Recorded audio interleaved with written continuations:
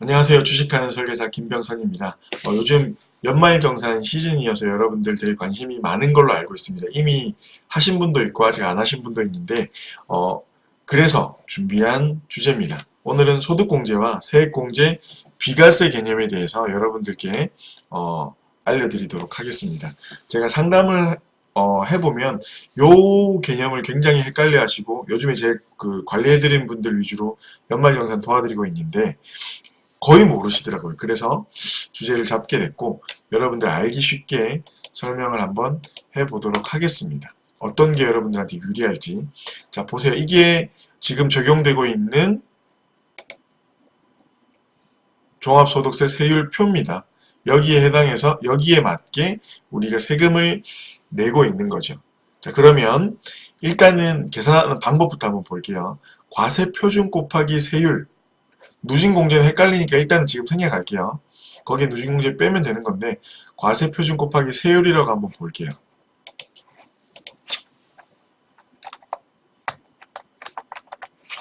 표준 곱하기 세율을 해서 세금을 부과한다고 하네요. 자, 근데 이 과세표준이라는 게 뭐냐면 여러분 과세표준은 여러분들 소득에다가 소득 공제를 뺀 겁니다. 무슨 말이냐면 여러분들이 만약에 연봉이 5천만 원이라고 치면 거기에서 우리 연말정산 간소화 서비스 들어가 보면 굉장히 많은 항목들이 있죠. 거기에서 의료비라든지 교육비라든지 주택청약이라든지 뭐 부모 공양도 있고 되게 여러 가지 또는 기부금도 있고 그런 것들을 아예 없던 소득으로 쳐주겠다는 거죠. 그러면 어떤 효과가 있냐면 소득공제가 생기면 예를 들어서 여러분들이 만약에 5천만 원 연봉이면 요 구간에 해당이 될 수 있겠죠. 근데 그러면 세율을 5천만 원 곱하기 24%를 내야 돼요. 굉장히 크죠. 근데 이거를 소득공제를 여러분들이 만약에 1천만 원을 받았어요.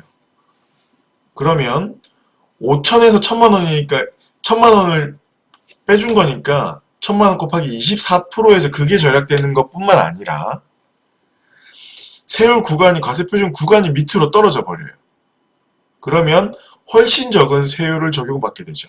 그래서 소득공제가 중요한 겁니다.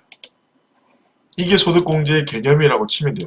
과세표준 구간을 왔다 갔다 할 수가 있어요. 왔다 갔다 못 하더라도 그래도 어쨌든 그 소득에서 빼주기 때문에 그 해당하는 세율만큼 예를 들어서 500만 원이 여기서 다시 볼게요.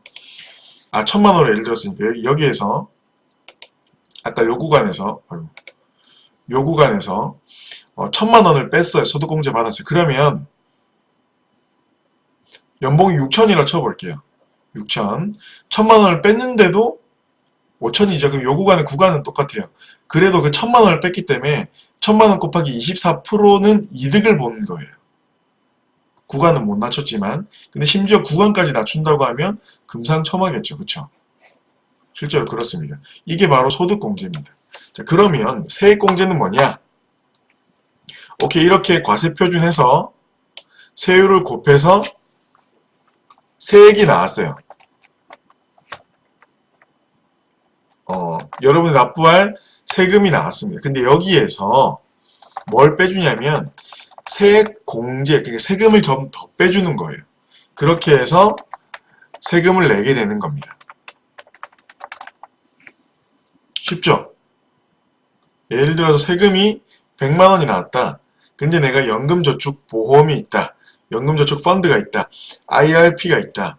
거기에 납부를 해왔다. 그러면 거기에 맞게 세금을 아예 빼줘버려요. 결정된 세금에서. 그러면 세액공제가 더 좋은 거 아니야? 라고 할 수 있지만 물론 다 좋은 거예요. 소득공제 좋고 세액공제 좋지만 소득이 많은 분들한테는 소득공제가 조금 더 유리하고 그렇지 않은 분들한테는 세액공제가 더 유리할 수가 있어요. 한번 볼게요. 예를 들어서 극단적으로 한번 볼게요. 이 구간에 해당되는 여기 40%에 해당하는 이 구간에 해당되는 분이 소득공제 500만 원을 받았어요. 그러면 구간이 달라질 건 있을 수도 있고 없을 수도 있겠죠. 없다고 쳤을 때 500만 원이 소득공제만 된 거죠. 그러면 40% 곱해서 얼마를 이득 본 거죠? 200만 원의 세금의 이득을 보는 겁니다. 소득공제 500만 원 소득공제 되면 구간을 못 맞췄다 가정했을 때, 근데 요 구간에 만약에 똑같이 요 구간에 해당되는 분이 500만 원이 낮아졌다. 연봉이 만약 4천인데 500만 원 소득공제 받았다. 그러면 그분은 75만 원밖에 혜택을 못 보는 거라고 생각하시면 돼요. 자, 반대로 세액공제라고 생각해 볼게요. 세액공제. 이분들은 세액공제가 굉장히 달콤하겠죠. 그쵸? 나온 세금에 그 자체에서 세금을 빼줘 버리니까. 근데 이분들은 소득공제가 훨씬 더 유리하다는 겁니다. 왜냐하면 세율 구간이 어마어마하기 때문에. 물론 둘 다 좋은 거예요. 자, 소득공제랑 세액공제 느낌이 오셨죠? 자, 그래서 소득공제 되는 게 요즘 점점 축소되고 세액공제 혜택으로 좀 많이 넘어가는 경향도 있습니다. 자, 그러면 비과세는 뭐냐? 비과세. 일단 여러분들 여기에서 과세표, 여기 소득이라고 잡힌 거는 뭐냐면, 우리가 저번에도 한번 제가, 금융소득 종합과세 그 컨텐츠에서 한번 다뤘던 건데, 근로소득, 그리고 사업소득, 소득은 뺄게요. 연금소득, 그리고 임대, 그리고 기타 소득으로 나뉘는데, 이게 소득이에요. 여기에서 소득공제를 해준다는 거예요. 더 빼준다는 거예요. 근데, 이자소득과 배당소득은 분리과세되죠. 이게 금융소득이라고 하는데, 금융소득이라고 합니다. 자, 근데 비과세의 개념은, 이 금융소득은 우리가 은행 이자도 쉽게 말하면 금융소득이고, 주식이나 펀드도 마찬가지예요. 여기에다가 우리가 뭘 곱하죠? 얼마 내죠, 세금? 이자소득세 15.4%를 냅니다. 굉장히 큰 금액이죠. 우리 VAT 커피 마시고 내는 부가가치세 10% 생각하면 그것도 큰 돈인데, 내가 힘들게 번 이자에 대해서 15.4%면 굉장히 큰 금액입니다. 그쵸? 이것도 계속 올라가고 있는 추세에 올릴 수밖에 없고, 불로소득이기 때문에. 자, 어쨌든 15.4%입니다. 근데 금융소득 종합과세가 뭐냐면, 비과세는 이거에 대해서 세금을 안 내는 거죠. 이자에 대한 세금을 전혀 안 내는 겁니다. 메리트가 별로 없다라고 느끼실 수도 있어요. 자, 그런데 굉장히 중요한 게, 지금 금융소득 종합과세를 예를 들어서 금융소득이 2천만 원 이상이면 2천만 원까지는 15.4%를 떼고 그 이상에 대해서는 종합과세 하겠다. 다시 말하면 아까 말한 이 소득에 포함시켜 버리겠다. 분리과세가 아니라 소득에다가 포함해가지고 이 세율 구간이 바뀌어버릴 수가 있어요. 이자소득 때문에. 예를 들어서 여러분들이 펀드를 내요. 펀드는 비과세 상품이 아니기 때문에, 일반적인 펀드는 그 펀드에서 장기적으로 이제 우리가 투자를 하죠. 그럴 경우에 여러분들이 이자를 만약에 2천만 원, 3천만 원 냈다. 그러면 15.4%를 낼 뿐만 아니라 이 세율 구간이 확 바뀌게 돼버리면서 세금 폭탄을 맞는 경우가 생길 수가 있습니다. 실제로 그런 분들이 많고, 그마저도 금융종합과세 그 기준마저도 2천만 원에서 1,000만 원으로 낮춘다고 하고, 제 컨텐츠 제가 링크 달아드릴게요. 한번 보세요.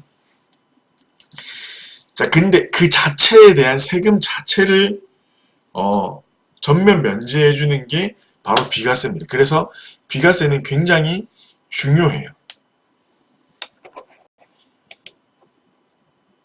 이해가시죠? 그래서 비과세는 연말정산이랑은 상관이 있지가 않아요. 연말정산은 소득공제, 세액공제랑 상관이 있다고 생각하시면 되고, 물론 이제 비과세 상품, 비과세가 됨으로써 아까 말한 종합소득과세가 안 내면서 그런 혜택은 볼 수 있겠죠. 기본적으로 비과세는 이자소득세를 안 낸다. 그리고 그럼으로써 종합과세되는 것을 방지할 수가 있다.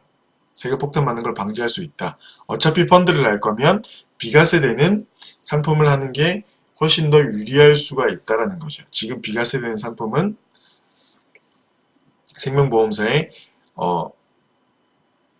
저축 상품밖에 없고, 그쵸? 투자형 상품 같은 경우에 일반 상품은 은행에도 있고 보험사에도 있어요. 근데 펀드 같은 경우에는 생명보험사에 있는 변액보험밖에 없다라는 겁니다. 그거는 여러분들이 잘 판단하셔서 여러분들 이득에 맞게 운용을 하시면 괜찮을 것 같아요. 자, 오늘은 소득공제, 세액공제, 비과세에 대해서 간략하게 알아보는 시간을 가졌습니다. 궁금한 사항들 언제든지 카톡으로, 댓글보다는 카톡이 좋아요, 여러분들. 바로바로 반응해 드릴 테니까 카톡으로 문의 주시면 좋을 것 같습니다. 오늘 이상으로 영상 촬영 마치고요. 김병선이었습니다. 감사합니다.